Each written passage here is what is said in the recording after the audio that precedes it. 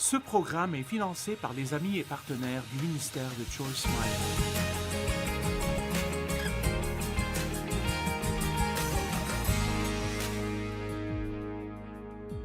Vous êtes la maison de Dieu. Je suis la maison de Dieu. Dieu vit à l'intérieur. Et il vit en vous à travers le Saint-Esprit. Et les deux titres principaux du Saint-Esprit sont le consolateur et le secoureur. Donc, si l'Esprit de Dieu vit en nous, comment pouvons-nous ne pas vouloir aider?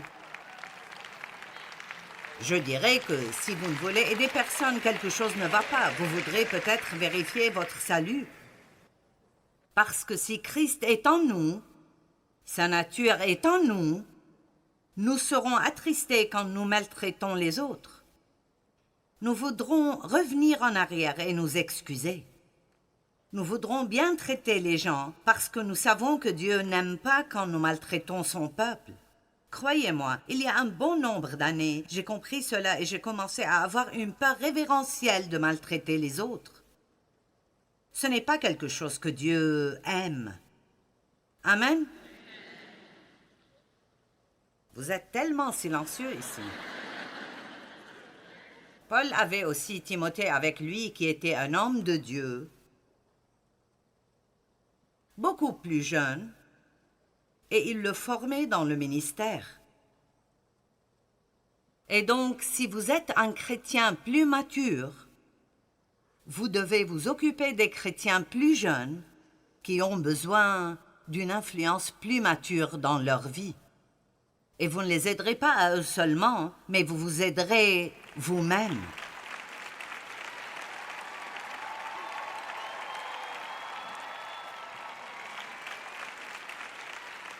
Et cette formation ne veut pas dire que vous devez trouver quelqu'un qui vous demandera à propos de chaque pas qu'il fera. Et là, vous avez quelqu'un à qui donner des ordres. Ça veut dire que vous leur enseignez à travers vos paroles et à travers votre exemple comment ils doivent vivre. Paul commençait presque toujours ses salutations avec ces termes « Que la grâce et la paix soient avec vous ». Je pourrais faire une série de 4 parties basées sur cela. Vous ne pouvez pas avoir la paix si vous ne comprenez pas la grâce. Et la grâce est la faveur non méritée de Dieu et la puissance du Saint-Esprit dans nos vies pour accomplir à travers nous ce que nous ne pouvions jamais faire tout seuls. En d'autres termes, c'est en fait, sans moi, vous ne pouvez rien faire. Donc si nous apprenons comment parler de tout à Dieu et nous lui demandons de faire partie de tout et de nous fortifier dans tout, je veux dire, priez votre chemin à travers la journée. Seigneur, aide-moi à mettre mes lentilles. J'ai pensé un matin, oh c'est stupide, je n'ai pas besoin de prier pour cela. Et je ne l'ai pas fait. Et si seulement je ne les avais pas mises dans mes yeux. J'ai pensé, d'accord Seigneur, je continuerai à prier. Seigneur, aide-moi à mettre mes lentilles. Aide-moi à me coiffer. Demandez à Dieu de vous aider en tout. Ça devrait juste être quelque chose de non négociable. Tu dois m'aider dans tout ce que je fais. Sans moi, vous ne pouvez rien faire. Et donc Paul a dit que la grâce et la paix soient avec vous. Si vous vivez par la grâce de Dieu, alors vous aurez la paix dans vos vies. Il a dit dans Actes 17, 28, « Car en lui, nous avons la vie, le mouvement et l'être. » Waouh! En lui. C'est beaucoup plus que de juste aller à l'église. En lui, nous avons notre vie. Sans lui, nous ne pouvons rien faire. Maintenant, les versets 3 à 17 sont le groupe suivant de versets que nous examinerons dans notre étude. Et je les lirai, et puis je donnerai mon enseignement. Je rends grâce à mon Dieu de tout le souvenir que je garde de vous, ne cessant dans toutes mes prières, pour vous tous, de manifester ma joie au sujet de la part que vous prenez à l'Évangile depuis le premier jour jusqu'à maintenant. Gardez cela en tête, il y a une grande leçon ici. Et je suis persuadée que celui qui a commencé en vous cette bonne œuvre la rendra parfaite pour le jour de Jésus-Christ. Nous aimons choisir des versets que nous aimons et les utiliser. Mais remarquez ici, il dit « Je rends grâce à mon Dieu pour vous sans cesse pour la part que vous prenez à l'Évangile. » Paul a partagé de la sagesse spirituelle avec eux et ils ont soutenu Paul dans son ministère pour que la parole puisse être prise à d'autres. Et il a dit « Et, donc à cause de ce qu'il vient de dire, je suis persuadé que celui qui a commencé en vous cette bonne œuvre la rendra parfaite. » Et je pense que si nous sommes avares et tout ce que nous faisons est de prendre et prendre, nous arriverons à un point où nous ne pouvons plus grandir spirituellement.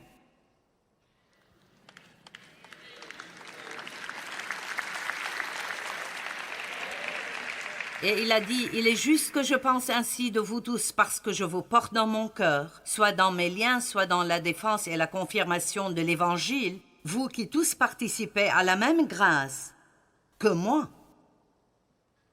Car Dieu m'est témoin que je vous chéris tous avec la tendresse de Jésus-Christ. Écoutez, Paul aimait ces personnes. Il n'est pas juste quelqu'un qui peut leur dire quoi faire, ou le grand apôtre qui vient à la ville et que tout le monde admire. Il dit « Je suis venu vous servir et je vous chéris tous avec tendresse. » Ah, vous devez avoir un leadership qui s'occupe de vous. Des personnes qui vous aiment vraiment, qui prient pour vous, qui veulent vraiment vous voir être la personne que Dieu veut que vous soyez. Amen. Et si vous n'avez pas ce genre de leadership, je chercherai jusqu'à trouver quelqu'un qui ne me dira pas juste quoi faire, mais qui m'aimera. Amen.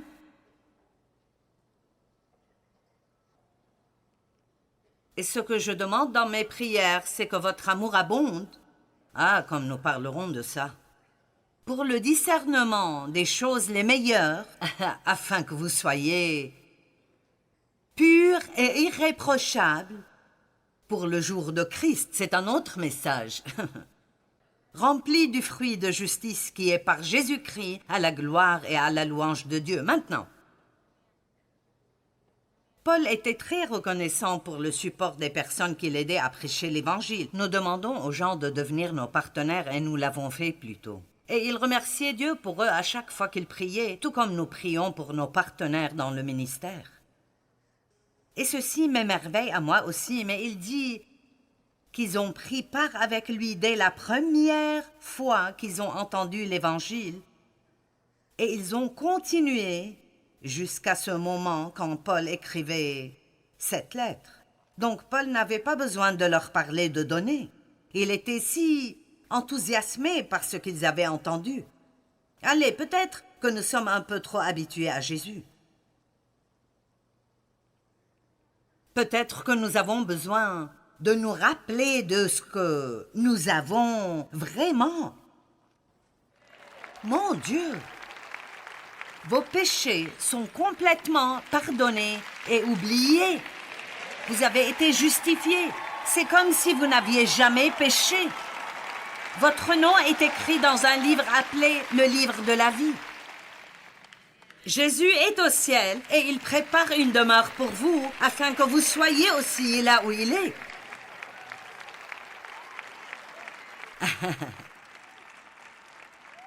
Nous ne devons pas juste être enthousiasmés juste à propos de ce que Dieu peut faire pour nous, mais juste à propos de lui. Mon Dieu, vous n'allez pas en enfer.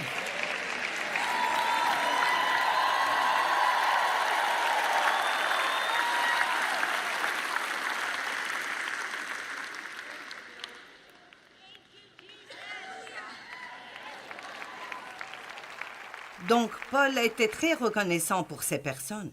Je veux que nous regardions un moment 2 Corinthiens chapitre 8, les 4 premiers versets. Je ne sais pas exactement ce que ces personnes avaient que nous n'avons pas aujourd'hui, mais je suis sûre qu'ils n'avaient pas besoin de les persuader de donner. 2 Corinthiens 8. Écoutez ceci, imaginez juste ceci. Nous voulons vous faire connaître, frères et sœurs, la grâce que Dieu a accordée aux églises de Macédoine. Elles ont été mises à l'épreuve par de multiples détresses, mais les croyants, animés d'une joie débordante, et malgré leur extrême pauvreté, ont fait preuve d'une très grande générosité. Ils sont allés jusqu'à la limite de leurs moyens et même au-delà, j'en suis témoin. Et avec une vive insistance, ils nous ont suppliés de prendre part à l'assistance destinée aux saints. Allez, suppliez-moi de vous laisser donner. Je n'ai jamais vu personne venir à moi et me dire « Oh, s'il te plaît, puis-je donner ?» Vous connaissez les personnes avares. La raison pour laquelle ils n'arrivent pas à un point où ils ne peuvent pas recevoir est que leurs cœurs sont juste petits. Mais les personnes généreuses, j'aime ce mot, généreuse. Et je me concentre sur le fait d'être plus généreuse. Ce n'est pas juste une question d'argent, mais la générosité dans toutes ses formes, de toujours faire un peu plus que ce que j'ai besoin de faire. Donner de moi-même juste un peu plus. Je ne veux jamais arrêter de grandir. Le partenariat n'est pas une relation unilatérale. Il y a deux parties ou plus qui ont chacun une responsabilité. Paul les a aidés à travers la prédication et ils l'ont aidé à travers le financement continu de la prédication de l'Évangile. Je dois vous raconter cette histoire parce qu'elle explique ce point mieux que n'importe quoi d'autre. Et c'est une histoire vraie. Et elle explique ce que je dis sur comment, si vous ne commencez pas à donner en retour, je veux dire, vous n'avez pas besoin de cela comme nouveau croyant, mais pensez-y. Mais vous arrivez à un point où Dieu vous mettra sur le cœur de donner. Et si vous ne le faites pas, et vous ne le faites pas pendant assez longtemps, vous arriverez à un point où vous ne pourrez plus vraiment recevoir. Une femme est venue chez moi une fois et elle a dit « Je suis embarrassée de te dire ceci, mais je dois le faire. » Elle a dit « Je viens à tes conférences depuis des années et je les aime. J'ai tellement grandi. Tu m'as appris beaucoup, mais je dois être honnête et te dire que ces 2 dernières années, je n'ai pas vraiment beaucoup reçu. » Et elle a dit « J'ai pensé que tu avais peut-être un péché dans ta vie et tu perdais ton onction et donc j'ai commencé à prier pour toi. »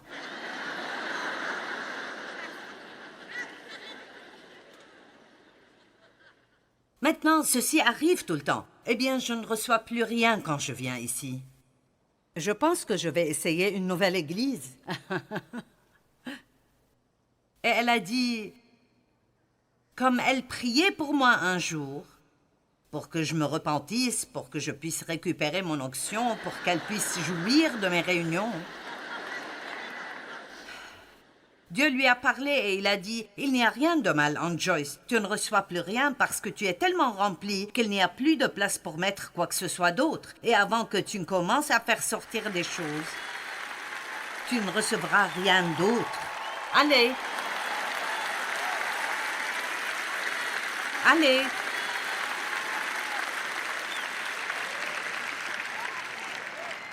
Je pense que nous savons tous que l'Église, et je ne parle pas d'une Église en particulier, mais juste l'Église, a des problèmes. Nous sommes la génération la plus égoïste qui ait jamais vécu, et nous possédons plus que n'importe quelle génération avant nous. Donc, plus vous avez de choses, parfois plus vous devenez égoïste. Nous avons tellement de choses que nous pourrions utiliser pour être une bénédiction à d'autres. Mais non, nous les gardons, puis nous ne savons plus où elles sont rangées et nous en achetons d'autres. Allez! Je l'ai rangée pour que je puisse la trouver quand j'en ai besoin. Mais pensez-vous que je peux la trouver quand j'en ai besoin? Non. Cette histoire qu'elle m'a racontée n'est-elle pas absolument merveilleuse? Donc vous pourriez juste penser, si vous allez quelque part et vous ne recevez plus rien du tout...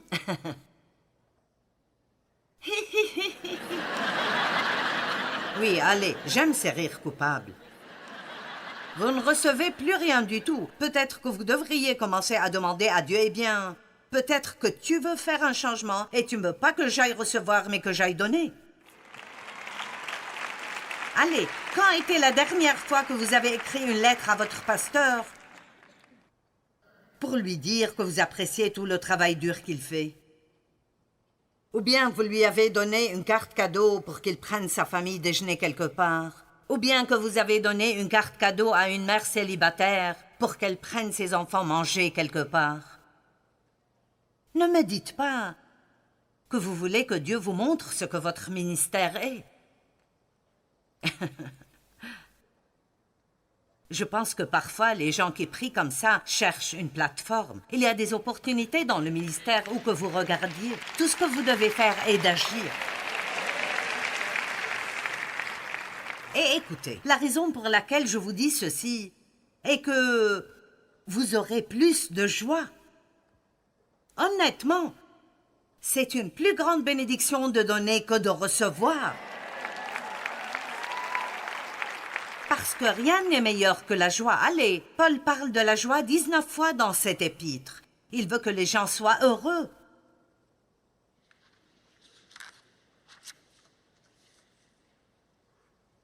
Dans les versets 7 et 8, Paul mentionne son affection pour ces gens et combien il les porte dans le cœur. Je peux honnêtement vous dire, et je n'essaie pas de juste dire quelque chose de mignon, mais je fais ceci à ce point dans ma vie parce que j'aime les gens et je veux vraiment, vraiment, vraiment, vraiment que vous ayez la vie que Christ veut que vous ayez.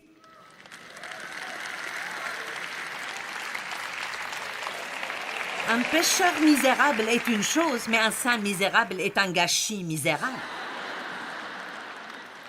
Amen. Je veux vraiment que nous vivions pour glorifier Dieu. L'Église pourrait briller si fort et attirer tellement de personnes perdues dans une relation avec Christ si seulement nous arrêtions de penser à nous-mêmes assez longtemps pour regarder autour de nous et réaliser que, où que vous alliez, il y a des personnes blessées.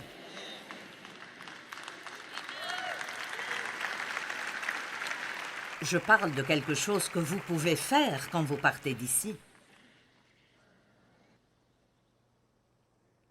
Et ensuite, Paul dit, « Je prie pour que votre amour abonde de plus en plus. » C'est une déclaration très chargée parce que il marchait dans l'amour et il leur a dit qu'il était fier d'eux, mais il a dit « Je veux que votre amour abonde. » Il dit « Je veux que vous grandissiez dans votre marche dans l'amour. » L'une des pires des choses que nous puissions faire est d'être complaisants et d'être satisfaits avec ce que nous avons.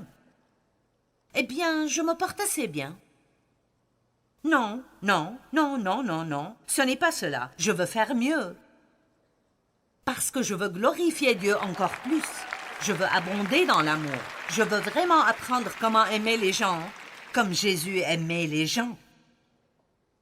Est-ce que quelqu'un d'entre nous peut dire que nous savons vraiment comment donner un amour inconditionnel? Tellement de notre amour est toujours basé sur comment les gens nous traitent. Le mot « abonder » veut dire exister en grande quantité, être bourré, déborder, être bondé, être plein d'eux, faire plus que ce que vous devez faire. Donner un amour, plus de connaissances et plus de discernement. Ah, je pourrais prêcher pendant 1 heure sur cela. Ouh, nous en avons besoin. Paul n'a pas prié pour que les gens aient tout ce qu'ils veulent. Il n'a même pas prié pour que leurs problèmes disparaissent. Il a prié pour ce dont ils avaient vraiment besoin. Et tellement de fois, nous ne savons pas ce dont nous avons besoin. Nous prions toujours pour ce que nous voulons, au lieu de demander à Dieu ce dont nous avons vraiment besoin.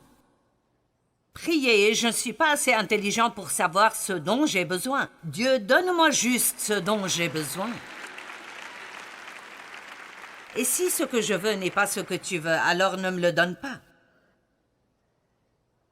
Oh, et puis il a prié pour qu'ils apprennent à chercher, apprécier ce qui est excellent. Comment se comporte une personne excellente? Eh bien, elle fait toujours ce qu'elle dit qu'elle va faire. Elle est toujours à temps pour ses rendez-vous. Elle arrive au travail à temps. Elle ne laisse pas de pagaille derrière elle. Elle ne gare pas sa voiture à la place pour handicapés si elle n'est pas handicapée, et spécialement pas à l'église. Elle remplace le rouleau de papier toilette quand elle arrive à la fin du rouleau.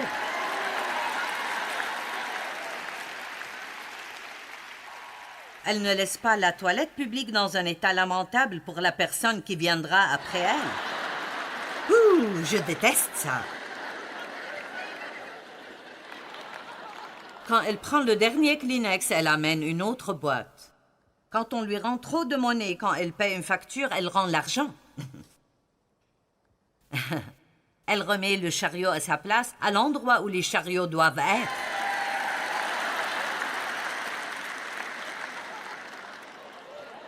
Je vais faire une déclaration. Peut-être que vous n'êtes venu pour rien d'autre, mais comprenez ceci. Ce que nous faisons quand personne ne regarde est qui nous sommes vraiment.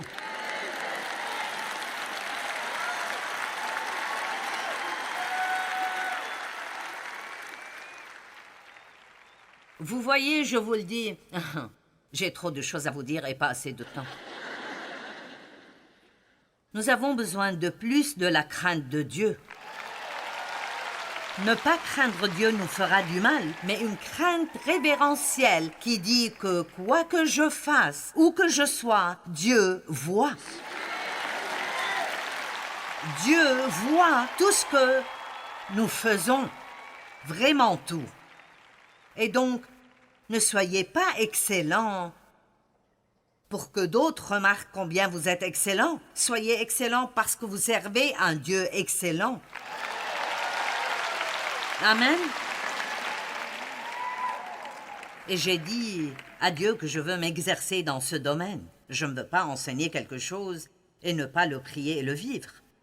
Et c'est étonnant, toutes les petites choses dans lesquelles nous ferons un travail incomplet et nous abandonnerons. Et je sais juste dans mon cœur, vas-y et complète-le. Personne d'autre, juste moi. Je n'ai pas besoin de bien plier la serviette. Je peux juste les fourrer dans le tiroir, mais non, reviens et fais-le bien. Allez. Oh, Joyce, j'espérais avoir une parole ce soir.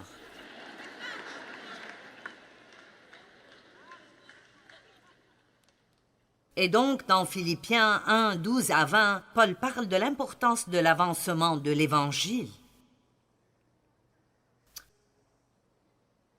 Il dit que son